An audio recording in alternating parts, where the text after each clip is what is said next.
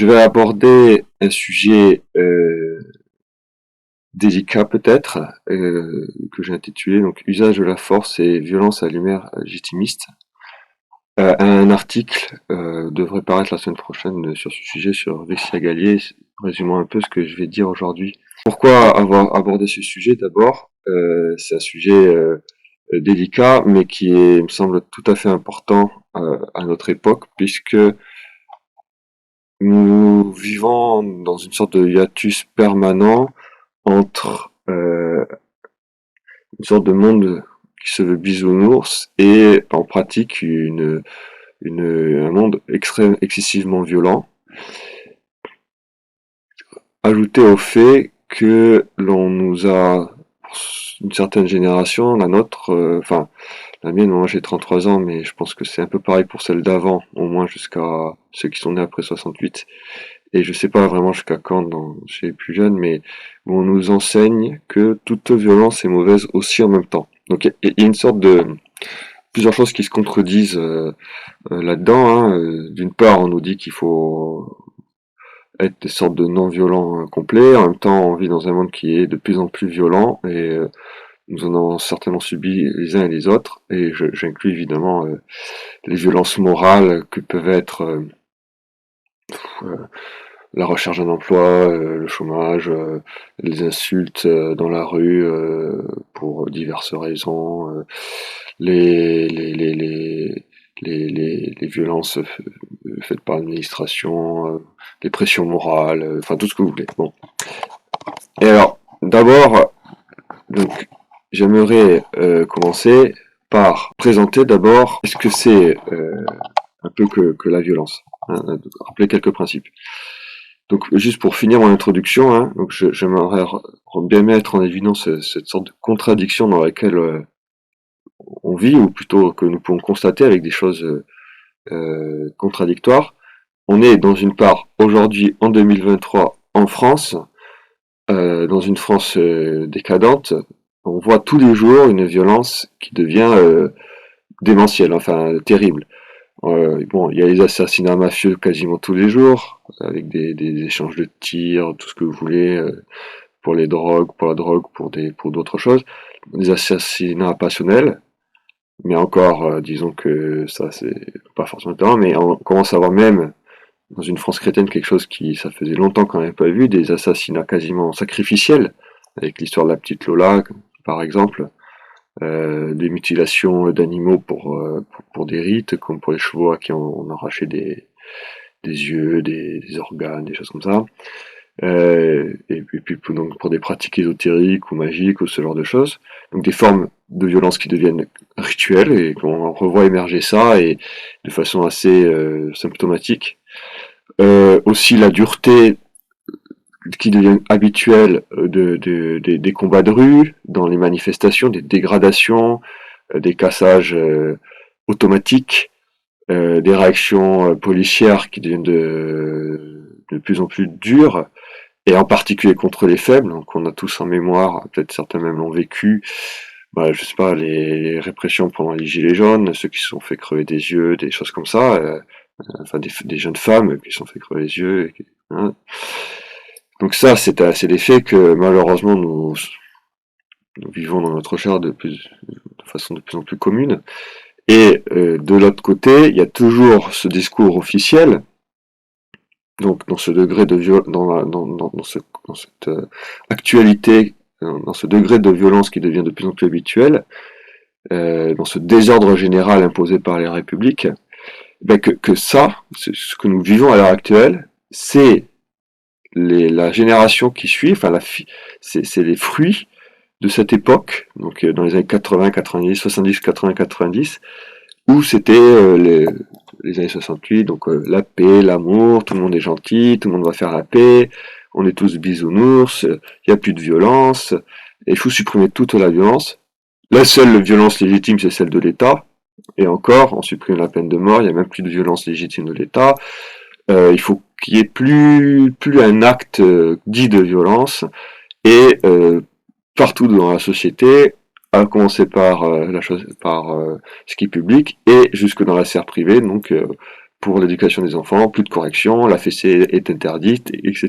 Donc on a, et résultat des courses, on est en 2023 et où on a une violence absolument phénoménale et qui se trouve son expression pour ceux qui connaissent un peu la filmographie récente qu'on trouve qu'on trouve de plus en plus prégnante aussi, je trouve, dans les films, séries et choses contemporaines avec une évolution assez symptomatique, mais qui est certainement assez inquiétante sur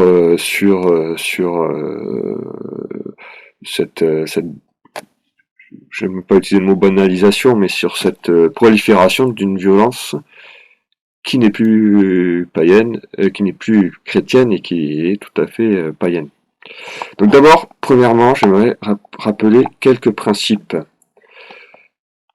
Et deux choses qui semblent normalement évidentes, mais qu'on oublie complètement aujourd'hui, c'est que premièrement, toute force, enfin, tout usage de la force n'est pas forcément une violence, et toute violence n'est pas forcément mauvaise. Et la chose la plus simple, c'est quand il s'agit d'extirper le mal et le vice, en particulier contre soi-même, ou pour soi-même, par soi-même, la violence est un grand bien nécessaire. Et donc là, je vais juste citer quelques phrases de l'Évangile, qui sont connues, mais que bizarrement on n'entend pas forcément beaucoup aujourd'hui. Donc Matthieu, chapitre 11, verset 12. Or, depuis les jours de Jean-Baptiste jusqu'à maintenant, le royaume des cieux se prend par violence, et ce sont les violents qui s'en emparent. Donc pour aller au ciel, il faut pas être mou. Encore Matthieu, donc chapitre 10, 34, 38. Ne pensez pas que je sois venu, donc c'est Jésus qui parle, ne pensez pas que je sois venu apporter la paix sur la terre. Je ne suis pas venu apporter la paix, mais le glaive. Car je suis venu, donc le glaive, ça représente aussi les épreuves, les tribulations. Car je suis venu séparer l'homme d'avec son père, et la fille d'avec sa mère, et la belle-fille d'avec sa belle-mère, et l'homme aura pour ennemi ceux de sa propre maison. Celui qui aime son père ou sa mère plus que moi n'est pas digne de moi, et celui qui aime son fils ou sa fille plus que moi n'est pas digne de moi. Celui qui ne prend pas sa croix et ne me suit pas n'est pas digne de moi. Celui qui conserve sa vie la perdra, et celui qui aura perdu sa vie à cause de moi la trouvera. Donc voilà, c'est encore une autre citation. Donc là, c'est encore Matthieu, chapitre 18, 3, 11. En vérité, je vous le dis, à moins que vous ne vous convertissiez et que vous ne deveniez comme des petits enfants, vous n'entrerez pas dans le royaume des cieux. C'est pourquoi quiconque se rendra humble comme cet enfant sera le plus grand dans le royaume des cieux. Et quiconque reçoit en mon nom un enfant comme celui-ci me reçoit moi-même. Mais si quelqu'un scandalise un de ces petits qui croient en moi, il vaudrait mieux pour lui qu'on suspendît à son cou une de ses meules qu'un âne tourne et qu'on le plongeât au fond de la mer. Malheur au monde à cause des scandales, car il est nécessaire qu'il arrive des scandales, mais malheur à l'homme par qui le scandale arrive. Si ta main ou ton pied te scandalise, coupe-le et jette-le loin de toi. Il vaut mieux pour toi entrer dans la vie, manchot ou boiteux, que d'avoir 2 mains ou 2 pieds et d'être jeté dans le feu éternel. Et si ton œil te scandalise, arrache-le et jette-le loin de toi. Il vaut mieux pour toi entrer dans la vie n'ayant qu'un œil, que d'avoir 2 yeux et d'être jeté dans la géhenne de feu. Gardez-vous de mépriser chacun de ces petits, car je vous dis que leurs anges dans le ciel voient sans cesse la face de mon Père qui est dans les cieux, car le Fils de l'homme est venu sauver ce qui était perdu. Et une dernière, qui est Luc, chapitre 22, verset 36, donc c'est juste avant la passion, avant l'agonie. Et Jésus dit, et il leur dit, lorsque je vous ai envoyé sans sac, sans bourse et sans chaussures, vous a-t-il manqué quelque chose? Ils répondirent, les apôtres, rien. Il ajouta, mais maintenant que celui qui a un sac le prenne, et une bourse également, et que celui qui n'en a point vende sa tunique, et achète une épée. Voilà, c'était juste quelques citations, mais pour montrer que le bisounoursisme n'est pas catholique, et n'est pas chrétien, et n'est pas évangélique.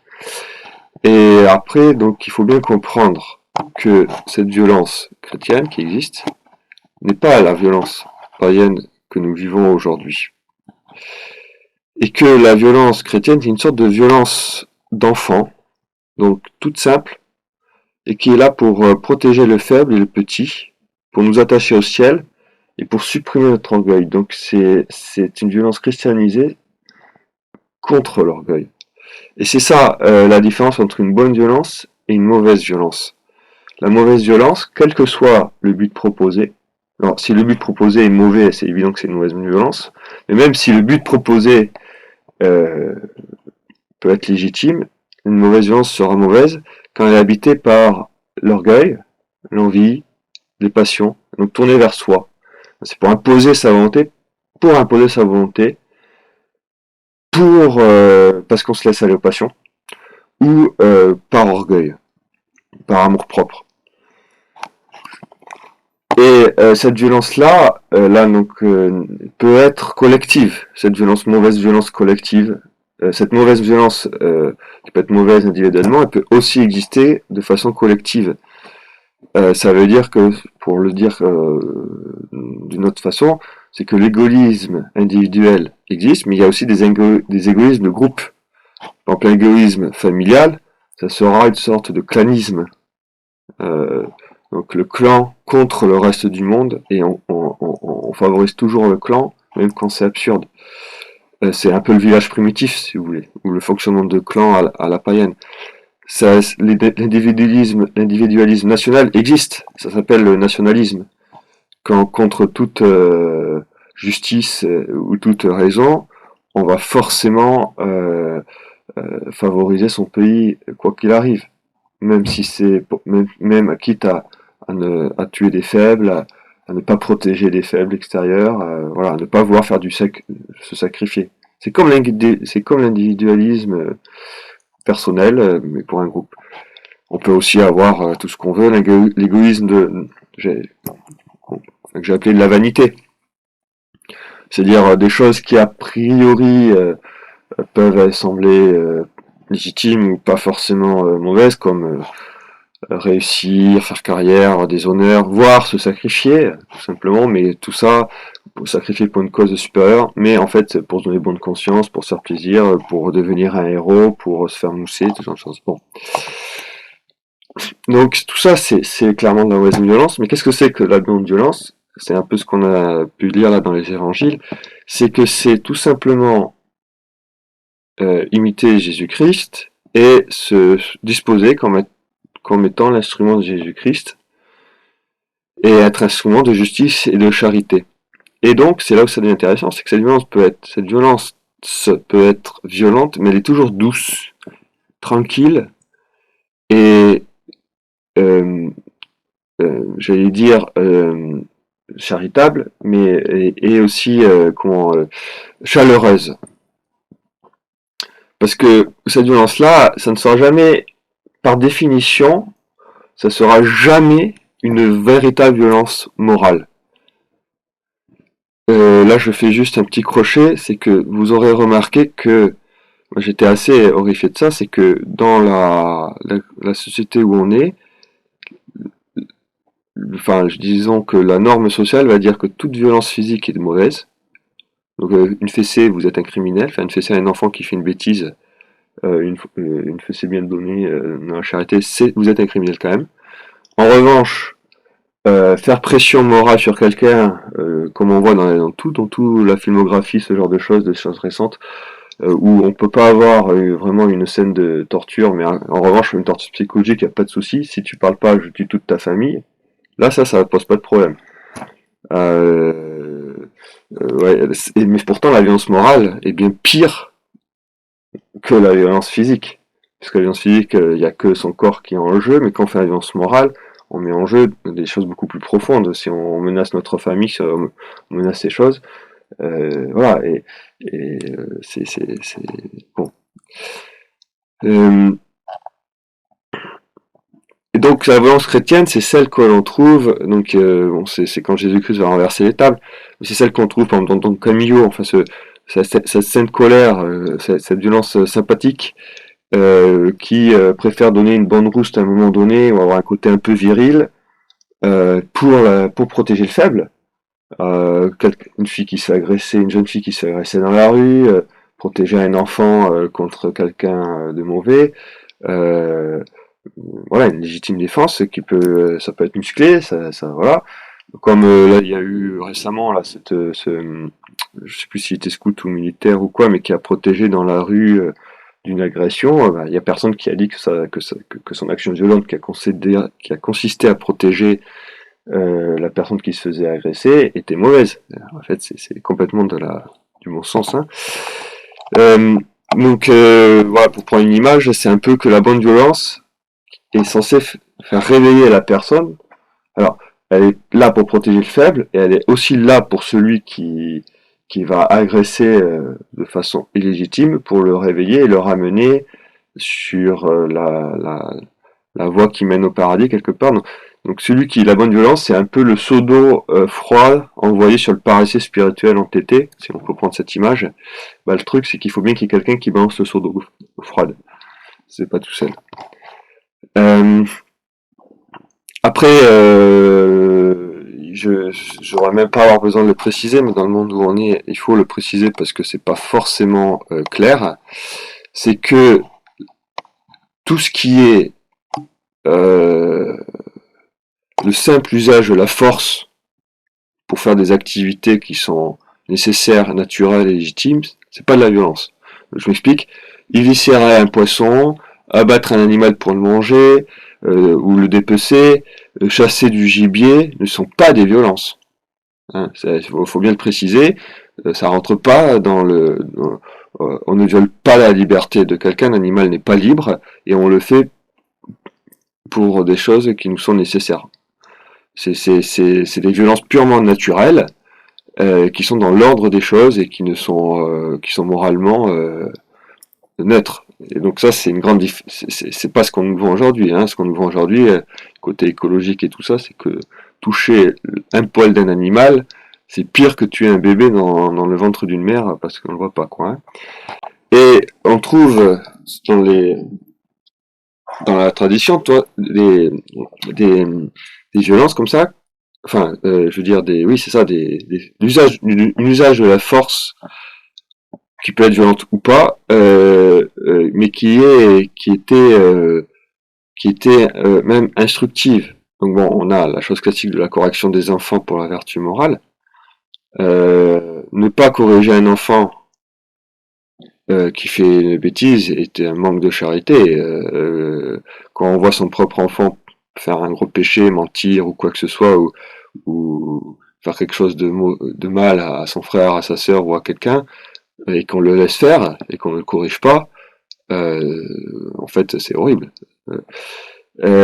Après, apprendre à se battre avec des règles, avec des choses qui sont canalisées, comme dans les arts martiaux, ce genre de choses, ça aussi, c'est pas mauvais.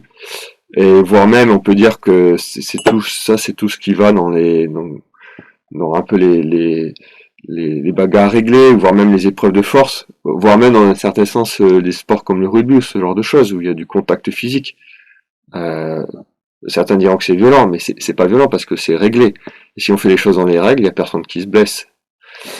Et là, il y a, moi c'était un peu le déclenchement de cette conférence, c'est que à force de lire, enfin de vivre ce qu'on vit aujourd'hui, de savoir ce qui s'était passé dans les années 70, 80, 90 et ce qui s'était passé juste avant, qu'il y avait vraiment une rupture par rapport à cette vision de la violence qui quand même a, euh, euh, a été tout à fait déterminant dans l'histoire récente sur la psychologie des gens. Donc je m'explique. Si on prend les années 50-60, donc si vous lisez les mémoires d'un Jean-Marie Le Pen, si vous entendez des conférences de Bernard Lugan ou des livres de Patrick Buisson, quel que soit ce qu'on pense d'eux, c'est que à leur époque, la relation à la violence n'avait absolument rien à voir avec la nôtre. Il existait une sorte de la bagarre de rue qui ne dépassait pas les bornes, même si elle pouvait être musclée, était pas forcément violente.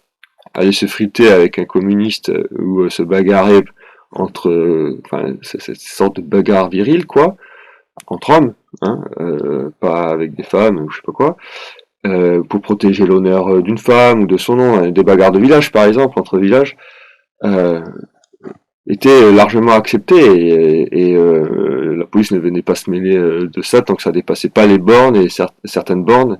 Il y avait certaines règles, certains codes de l'honneur. Et ça n'empêchait pas après de se raccommoder avec la personne avec qui on s'était bagarré et de repartir sur un meilleur pied, quoi, comme un peu crever l'abcès.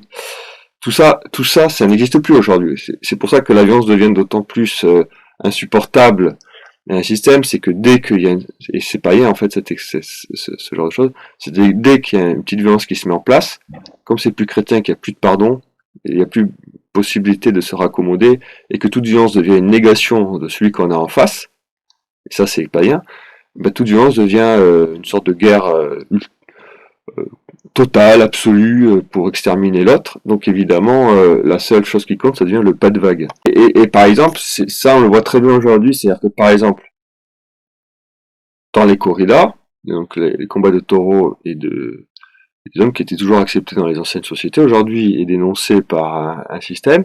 Donc ça devient scandaleux qu'un homme abatte un animal en public, en montrant qu'il est le maître de l'animal, et surtout en l'aimant, parce que le taureau est un animal particulier, qui malgré le fait qu'il soit un herbivore est un animal très violent. Mais ce qui est beau dans la corrida, c'est que justement cette violence est canalisée, ça devient quasiment une danse entre l'homme et l'animal, peu importe. Là, ça ne va pas. Et en revanche, massacrer un fœtus sans que personne le voie, dans le velours, ou plutôt dans le silence aseptisé d'une clinique ou avec une pilule, là, il n'y a pas de problème. Et pourtant, où est la violence? Tuer, enfin, euthanasier, comme ils disent maintenant, mais tuer le vieux coulant ou le trisomique dans la viande, dans le ventre, parce que sa vie ne vaut pas la peine d'être vécue, alors là aussi tout va bien. Mais pourtant, qu'est-ce qui est violent là-dedans? Je continue par une petite anecdote que je me souviens quand j'étais jeune. Alors moi, j'étais la génération où, je sais pas, il y avait un peu Dragon Ball Z, tout ça à la télé. C'est très ennuyeux comme anecdote, mais je le dis juste parce que c'est quand même intéressant. C'est quand je me souviens qu'on me disait que c'était hyper violent ces choses-là.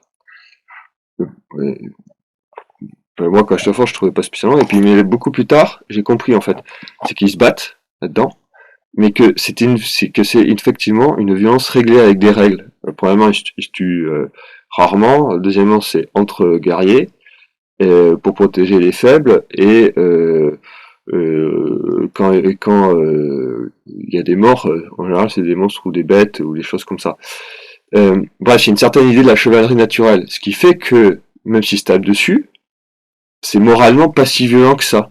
Mais pour la génération précédente, juste le fait de se taper dessus semblait hyper violent. Mais en revanche, quelque chose où il n'y aurait pas de gens qui se tapent dessus, mais avec une violence morale pas possible, là c'est bon, ça on peut le regarder. Et pour reprendre l'anecdote, enfin une autre anecdote qui montre la même chose, mais sous un autre angle de vue, c'est que je me souviens que j'ai mis beaucoup de temps, quand j'étais plus jeune, à visionner le film de Mel Gibson, La Passion du Christ, parce qu'on m'avait dit que c'était d'une violence inimaginable. Et ça m'avait des gens de conscience, et je me dis, bon, je vais peut-être pas le regarder, ça va me choquer, je sais pas quoi. Finalement, j'ai quand même regardé, et là je me suis dit, mais c'est pas du tout violent ce film. La Passion du Christ est décrite de façon clinique, on voit tout, mais ce n'est pas violent moralement. C'est même, au contraire, quand on regarde ce film, on est pris par la charité du Christ qui accepte sa croix et qui aime sa croix, qui aime sa passion, et il n'y a rien de choquant dans ce film, rien du tout. Et là, ça a été aussi un déclencheur pour se rendre compte que ce dégoût de la violence physique n'a rien à voir avec ce dégoût de la violence morale, et que ces choses sont complètement différentes et de nature différente. Pour continuer l'analyse un peu filmographique, enfin psychologique de ce qui s'est passé, je me suis rendu compte d'une autre chose. Je suis tombé un peu là par ça par hasard, parce que moi je suis pas de cette génération, c'est la génération avant moi, mais je pense que vous savez ou vous savez pas, mais dans les années 80, la jeunesse française a été on lui a lavé le cerveau, non seulement avec l'école, mais il y avait ce qui s'appelait le Club Dorothée. Moi, je suis pas de cette génération, je suis de la génération juste après. Je n'ai jamais regardé le Club Dorothée quand j'étais petit. Ça finissait quand moi je commençais à regarder, tant mieux. Mais donc je pensais que c'était juste enfin des émissions pour jeunesse qui diffusaient des choses pour les enfants, mais après coup, par hasard j'ai un peu regardé et je me suis rendu compte que c'était quelque chose de fou ce machin. C'est que c'était sous couvert d'aspect franchouillard, destiné aux enfants de la France un peu profonde, lambda, campagnarde, qui se passait d'ailleurs le mercredi après-midi à la place du catéchisme. Hein, pour ça, c'est un ami un peu plus âgé qui me disait ça, c'est que c'était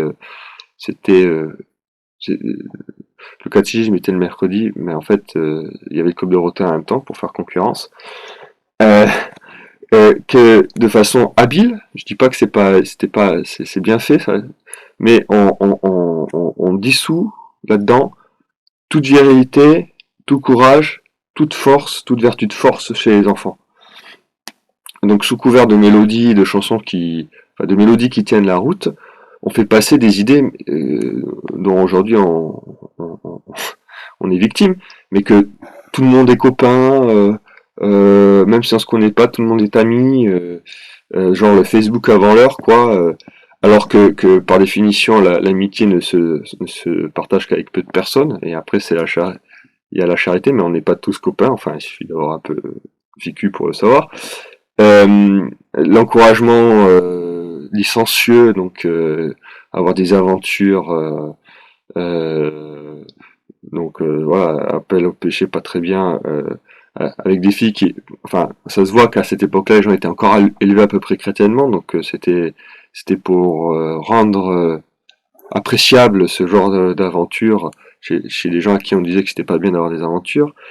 Et puis un groupe de franchouillards qui se veut viril, qui s'appelait les musclés, mais qui en fait, sous couvert de passer bien comme ça, font passer des choses qui sont écologiques, genre il faut sauver la planète, les animaux, il faut faire des amourettes, tout ça. Enfin, bref, c'est très malsain quand on réfléchit, et quand on le regarde de l'extérieur, c'est doublement malsain parce que on a des adultes mûrs qui sont devant des groupes d'enfants et qui chantent des chansons sur des mélodies qui sont simples mais qui sont pas encore comme aujourd'hui juste des bruits. Enfin, c'est vraiment du lavage du cerveau. Ce qui m'est incompréhensible, c'est comment à l'époque les parents pouvaient accepter de laisser leurs enfants devant ça ou voire de les envoyer dans ces émissions parce que c'est quelque chose de terrible. Et donc, ce qu'on se rend compte là-dedans, c'est que dans cette non-violence affichée, cette non-violence de principe idéologique, est une violence, en fait, est une violence terrible. Parce qu'en supprimant la force, la virilité et toutes les barrières de sécurité qui existaient, on invite les moutons à s'engouffrer sur le chemin qui les mène au gouffre. Et c'est même quelque chose qui est pire, on les laisse à eux-mêmes. C'est-à-dire, c'est comme si on abandonnait un enfant au milieu de la forêt et dans une forêt qui est remplie de loups. Celui qui l'abandonne ne fait que faire descendre l'enfant, enfin ne fait que mettre l'enfant là-bas, et donc il ne voit rien après, il repart tout de suite, il ne le tape pas si vous voulez l'enfant, mais mais après l'enfant va se faire dévorer de façon horrible dans cette forêt noire, et c'est bien l'adulte qui l'a abandonné là qui en est responsable. Au fond, la non-violence révolutionnaire telle qu'on nous l'a prônée depuis des décennies, c'est ça en fait. C'est tant qu'on voit pas ce qui se passe, ça va. Mais elle est en fait d'une violence inouïe. Et aujourd'hui, on en mange les fruits en pleine tête. Et ce qui est assez paradoxal, mais en fait qui ne l'est pas, c'est que face à cette non-violence de principe, bah, on a la résurgence d'une violence maléfique, diabolique, qui est gratuite et pour elle-même. Et donc ça se voit vraiment dans les films du style de Kubrick, par exemple. Avec à l'échéance de la Passion du Christ, euh, comme c'est culturel, ça on pourrait le regarder. On ne sait pas pourquoi, alors que la violence qui est décrite là-dedans, mais c'est malsain au possible. C'est la violence gratuite de la folie, du mal pour le mal, de la raison mise au service de la folie pour faire du mal, et tout le style des films d'horreur, de ces violences sans raison, sans compréhension, désespérantes, malfaisantes, voilà, qui explosent. Euh, et pour continuer un peu cette cette exposition de comment la violence est représentée dans les choses les plus récentes, c'est que dans un pastiche de films d'espionnage récent, enfin relativement récent, j'étais aussi affolé par la présentation d'une violence qui était encore à la limite pire que cette violence malsaine, c'est-à-dire qu'il y a une violence qui devienne légère. En gros, tout le monde s'est massacré, mais quand on regarde ça, c'est tourné d'une façon que c'est même pas. Enfin, on n'a pas l'impression que des gens meurent, comme si personne ne mourait, puisque de toute façon le héros survit et devient glorieux et triomphal, donc il peut tuer toute la planète tant qu'il survit et qu'il est triomphal, ça va. Enfin là, on est vraiment revenu à la violence païenne de base. On extermine l'ennemi, on a tué tout le monde, mais on est triomphal, donc tout va bien. Enfin, voilà. Et ça, de voir que ce genre de violence devient de plus en plus normal dans les productions cinématographiques, télégraphiques, tout ce que vous voulez, est très inquiétant, parce que ça veut dire que pour la génération la plus jeune, ce genre de violence est redevenu complètement normal, cette violence païenne. Et c'est un peu, je pense, que ce que commence à apparaître dans la société, hein, et dans toutes les choses que l'on voit. Et je vais finir avec ça, c'est que, pour le coup, là, j'en ai eu parlé, mais puisque là, je passe un peu cette conférence sur un peu des films. Un autre film de Mel Gibson, c'est Apolaptico. Et il y a aussi un autre film que je ne conseille pas franchement, parce qu'il est un peu dur, mais en fait, d'un point de vue ethnographique, c'est quand même assez juste, c'est The Northman. Ces deux films décrivent donc la violence aztèque d'une part, et la violence viking païenne d'autre part, et de façon assez exacte. Mais finalement, c'est ce qui nous attend quelque part. C'est ce qu'on vit depuis 40 ans, pour le résumer de façon hyper brutale. C'est la paganisation de la violence à partir d'une violence qui était chrétienne, donc virile, pour la justice, et charitable et douce.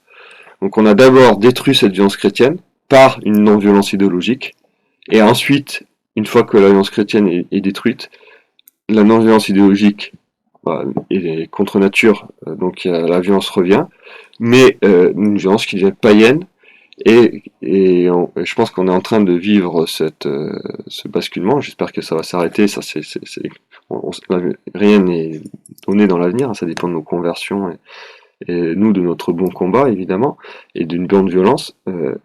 Mais si les choses ne sont pas arrêtées, on va revenir à une violence ritualisée, style sacrifice humain, bouc émissaire, etc., qui est à mieux dans une société complètement désordonnée où tout le monde se massacre les uns les autres quelque part.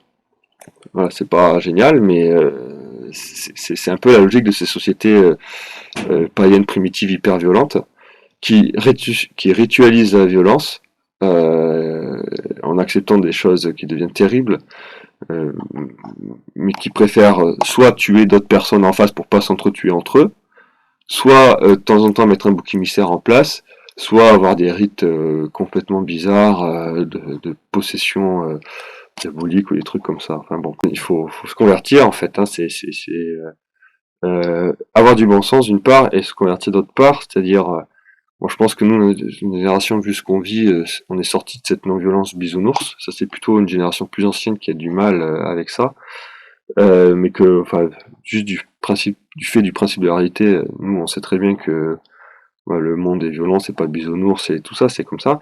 Mais à nous de ne pas tomber dans la logique païenne de cette violence et de retrouver une violence chrétienne, donc qui est euh, qui est nourrie par la charité et la charité qui est elle-même ne peut exister de façon vraiment chrétienne que sur la justice, et la justice faite et protégée, donc protéger le faible, ne pas accepter les mensonges, être ferme, viril, et être stable comme du roc, et voilà, ne pas se laisser balayer par les menaces, la violence extérieure, dans une violence qui devienne douce finalement. Hein. C'est un peu Vous voyez, quand il y a la violence du rosaire, j'allais dire, quand il y a par exemple une exposition blasphématoire et qu'on vient prier devant et qu'on s'agenouille et qu'on fait un rosaire pendant plusieurs heures et qu'on ne bouge pas, euh, pour certains, ça c'est très violent, et dans un sens, c'est violent, mais ça, c'est la violence chrétienne. Une violence qui est douce, en fait, et qui ne fait que afficher la vérité, que afficher Jésus-Christ. Parfois, il faut utiliser la force, hein, selon notre rôle, notre mission. Hein, donc c'est un roi de France qui devient roi, il a le droit d'utiliser la force pour protéger le bien commun. C'est ce que ont fait tous nos rois. Saint-Louis est bien allé en croisade, il punissait bien les criminels, tout en étant charitable, mais tout ça il le faisait. Hein. Et voilà. Et pour finir, je prendrai un autre thème, enfin une illustration, disons. C'est, vous voyez, l'histoire de tirer sur le peuple. Alors, il faudrait pas tirer sur le peuple. J'ai réfléchi à cette expression parce que c'est quelque chose qu'on entend et même dans nos milieux légitimistes. Et donc c'est pas pour parler de Louis XVI, mais vous voyez quand il y a eu les émeutes, et alors il y a certains qui vont dire qu'il fait de l'art parce qu'il a pas tiré justement sur les émeutiers. Je veux pas entrer dans ce débat parce que je pense que c'est beaucoup plus compliqué que ça, que Louis XVI l'aurait certainement bien fait, mais que de toute façon au moment où il fallait le faire, il pouvait plus le faire parce que tout simplement son armée ne lui obéissait plus vraiment, donc plutôt que risquer de dire un ordre auquel on n'obéissait pas, il valait mieux rien dire. Mais surtout ce que je voulais dire là, c'est faut-il tirer sur le peuple, et en fait, ce qui est drôle, c'est que ça veut rien dire cette phrase. Le peuple n'existe pas. Le peuple ne veut rien dire dans cette phrase-là. Et en fait, quand on commence à dire il faut pas tirer sur le peuple ou il faut tirer sur le peuple, c'est déjà idéologique comme expression.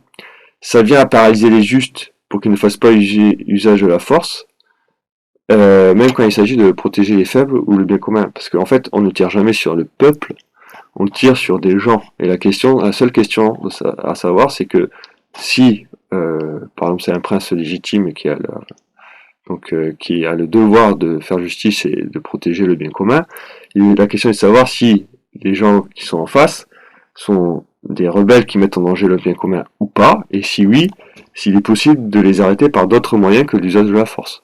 C'est les deux seules questions.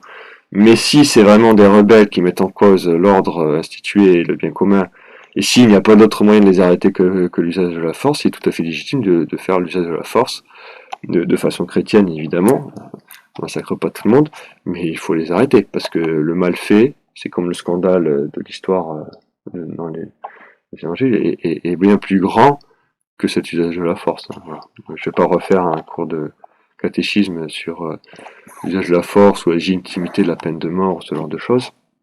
Pour conclure, si on veut pas tomber dans la violence aveugle, païenne, diabolique d'une société qui redevient primitive quelque part, eh ben, il va falloir user d'une force légitime qui remette de l'ordre, qui restaure, qui apaise et qui protège la justice et la charité. Et cette force légitime, qu'il faut prôner, qu'il faut exercer, n'est certainement pas de la mollesse et du laxisme. Et n'est certainement pas non plus cette violence païenne qui venge, etc. C'est le bras mis au service de Jésus-Christ, et c'est-à-dire de la justice et de la vérité, et pas pour son orgueil, pas pour des intérêts euh, personnels ou de clan ou nationalistes, mais simplement pour la justice et la vérité. Et voilà. Et cette vertu de force est vraiment très importante aujourd'hui. Il faut la cultiver. Et c'est un élément important euh, pour nous restaurer et pour restaurer la France, c'est cultiver cette vertu de force.